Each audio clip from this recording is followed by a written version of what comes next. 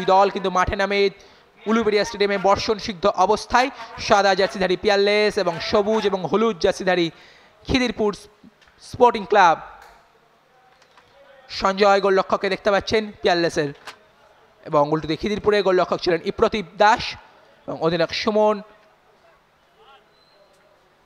দুই দলের হার্ডেল চলছিল, যার ফলে যেখান থেকে কিন্তু ম্যাচ শুরু হয় আজকে উলুবেড়িয়া স্টেডিয়ামে বর্ষণ সিদ্ধ অবস্থায়। রেফারি মাহি টুডুল লম্বাবাসী দেখে কিন্তু খেলা শুরু করে খিদিরপুর। ম্যাচের প্রথম মুহূর্তেই কিন্তু গোল করে পাজু, যে গোলকে ভর করে কিন্তু 1-0 গোলে আগুয়ান হয়ে যায়। দূরপাল্লার শট কিন্তু ওখানে ফিস্ট করে দেয় সঞ্জয়। আর কিন্তু ফের একটি দূরপাল্লার শট, যা কিন্তু তেকাঠির অনেকটা দূর দিয়ে বেরিয়ে যায়।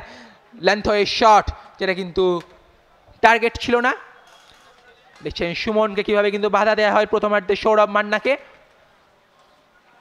মান্নাকে বাধা দেওয়ার সেই মুহূর্ত, যেখান থেকে কিন্তু ছিটকে পড়ে।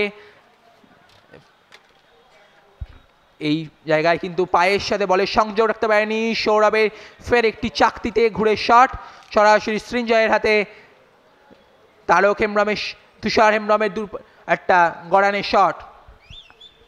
প্রথমার্ধের জবনিকা পড়ে যায় কিন্তু এভাবে, যেখানে খিদিরপুর 1-0 গোলে পিছিয়ে ছিল প্রথমার্ধে। কিছুক্ষণ পরে দ্বিতীয়ার্ধে কিন্তু পরিবর্তন করে কিন্তু খিদিরপুর। ফাহাদ তামুরিকে মাঠে নামানো হয় সেই মুহূর্ত, যেখান থেকে কিন্তু বাজ পাখির মতো সেভ করে কিন্তু ওখানে সঞ্জয় কুমার ভট্টাচার্য। ফাহাদ তামুরির সেই গোলের মুহূর্ত, কর্নার থেকে ফাহাদ তামুরি দেখছেন গোল করে দিলেন কিন্তু ফাহাদ তামুরি। নিজের যে জাত, নিজের যে ক্যারিশমা, সেটা কিন্তু দেখাচ্ছেন ফাহাদ তামুরি। বিক্ষিপ্ত সুযোগে কিন্তু আক্রমণে উঠে গেছিল কিন্তু দ্বিতীয়ার্ধে মাঠে নামা এই কিকু কিন্তু এখনো সুযোগ কিন্তু নিজের দখলে। কিকু শট সরাসরি গোলরক্ষক সঞ্জয় কুমার ভট্টাচার্যের হাতে। ফের কিন্তু আক্রমণ অনেকটা ওপর দিয়ে বেরিয়ে চলে যায় খিদিরপুর। দেখছেন একদম শেষ মুহূর্তে যেখানে উপর চুপুরি ক্লিয়ারেন্স করে কিন্তু খিদিরপুরের সুমন।